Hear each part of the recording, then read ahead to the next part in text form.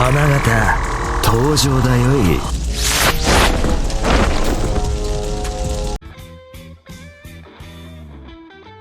Selamat pagi Mina, bagaimana kabar kalian semua? Semoga selalu baik-baik saja dan selalu dilimpahkan rezekinya. Sebelum kita mulai, ada baiknya kamu semua subscribe dan like ya, supaya Mina selalu semangat menghadirkan cerita-cerita yang merasuk jiwa.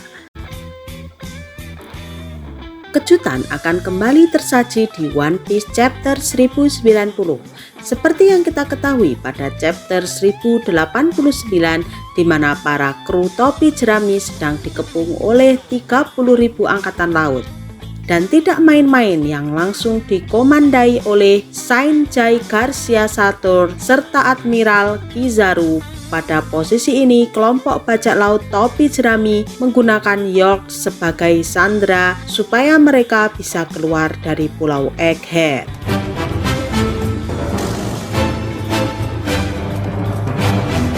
Lantas, apakah akan terjadi sebuah negosiasi yang alot hingga membuat bentrokan antara keduanya? Dan apakah akan ada sosok seseorang yang akan datang membantu kelompok bajak laut topi jerami? Yahoo Mina, lanjut kita masuk ke pembahasannya. Tanpa ghosting lagi, siapkan kopimu, mari kita arungi.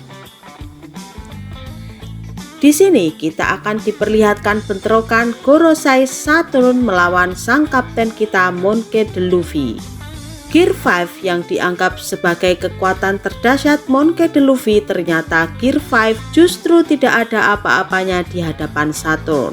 Saturn sendiri merupakan seorang Gorosei yang notabene memiliki gelar dewa, dan tentunya dia juga makan buah iblis. Meskipun baru diperlihatkan perwujudannya dalam bentuk siluet, namun Mina menduga ini adalah buah iblis bertipe Mythical Zoan.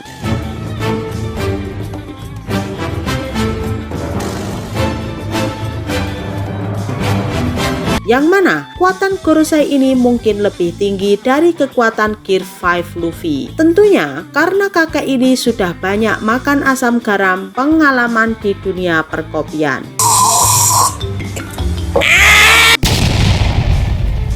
Sementara Luffy yang menyadari hal tersebut mempercayakan Lucy, Kaku, dan Zoro untuk menghadapi Serapim.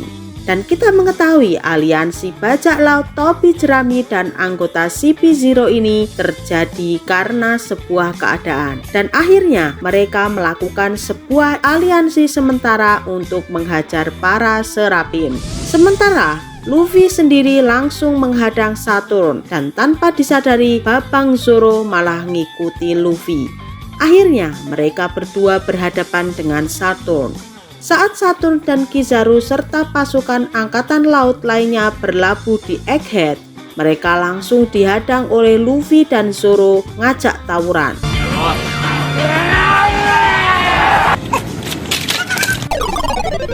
Saturn datang ke Egghead karena memiliki misi ingin menghabisi Luffy dan mengambil kekuatan Dewa Nika itu. Lalu Saturn memerintahkan Kizaru untuk mengurung si Zoro supaya pendekar pedang itu tidak mengganggu pertarungannya melawan Luffy. Kizaru sebagai orang yang menjadi budak korporat pun manut-manut saja. Ujuk-ujuk tanpa disadari oleh Luffy, Saturn sudah ada di depan matanya dan langsung memukul kepalanya dengan tongkat ajaib. Otomatis Luffy tersungkur dan merengang kesakitan.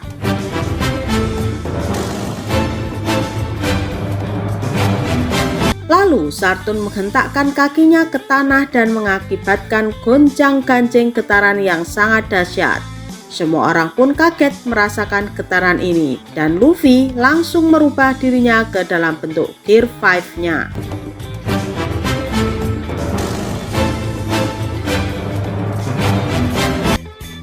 Sama seperti saat bertarung dengan Rob Lucy. Melihat kedahsyatan kekuatan Gorosei ini, Oda mengungkapkan soal misteri kekuatan dari Saturn ini. Dan saat pertama kali Saturn melihat Luffy dalam bentuk Dewa Nika, dia merasa senyum dan semangat untuk melawannya. Dan sesuai bocoran yang bergentayangan, kekuatan Dewa Nika merupakan target utama mereka datang ke Pulau Egghead selain untuk menghabisi Vegapunk. Di sisi lain, Kizaru malah kewalahan menghadapi sang Raja Neraka Roronoa Zoro. Bahkan kepatan cahayanya mampu dibaca oleh Zoro, dan duel antara keduanya ini merupakan duel pertarungan keduanya yang pernah mereka lakukan.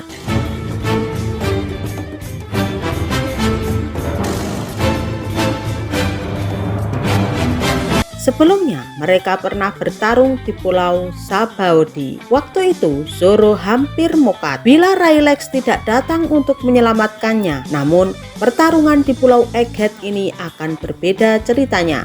Kita mengetahui Zoro telah mengalami peningkatan kekuatan yang sangat signifikan dan luar biasa. Bahkan dia diajar langsung oleh pendekar pedang terkuat di dunia, yaitu Dracul Mihawk. Dan di Egghead ini akan menjadi sebuah cerita kelam bagi Kizaru sendiri. Karena pasalnya sang Admiral Angkatan Laut ini memiliki cerita tak pernah kalah dalam sebuah pertarungan. Dan di Pulau Egghead ini, Zoro akan mencatat sejarah sebagai bajak laut pertama yang akan mengalahkan seorang Admiral Kizaru. Kizaru tak hanya menelan sebuah kekalahan pertamanya, namun dia juga akan menerima sebuah luka yang membekas dalam tubuhnya, di mana kita ketahui sebuah luka yang membekas dalam dunia One Piece memiliki arti orang tersebut melakukan sebuah pertarungan yang dahsyat dan akan selalu menjadi dendam kepada orang yang memberikan luka permanen di tubuhnya. Meskipun Kizaru pemakan buah iblis bertipe Legia yang memberi kekuatan menjadi elemen cahaya, namun Zoro juga memiliki pedang Enma yang selalu dialiri dengan Hausoku Haki tingkat tinggi. Jangankan cahaya, udara pun ia mampu tebas. Beberapa kali Kizaru menyerang, semua akan terpatahkan oleh pedang Zoro, dan sampai putus asanya Kizaru, dia mengakui Zoro sebagai seorang pendekar pedang yang hebat. Bahkan kekuatannya setara dengan Yonko. Dan di akhir chapter ini diprediksikan Luffy akan mengalami posisi yang sangat sulit. Dia terdesak karena kekuatan Saturn yang luar biasa. Namun tiba-tiba ada sesosok perempuan yang datang membantunya. Dia akan menghalau satu serangan dari Saturn dan langsung membawa kabur Luffy dan teman-temannya menggunakan kekuatan buah iblisnya. Dan perempuan tersebut adalah Uta.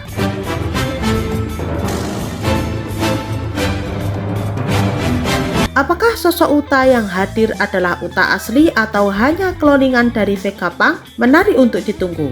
Mari kita sama-sama nantikan rilis resmi One Piece chapter 1090. Terima kasih.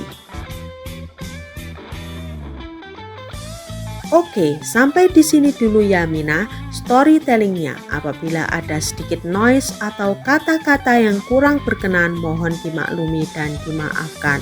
Terus dukung channel Mina Onna ini supaya bisa berkembang dan menyuguhkan kopi-kopi hangat untuk kalian semua.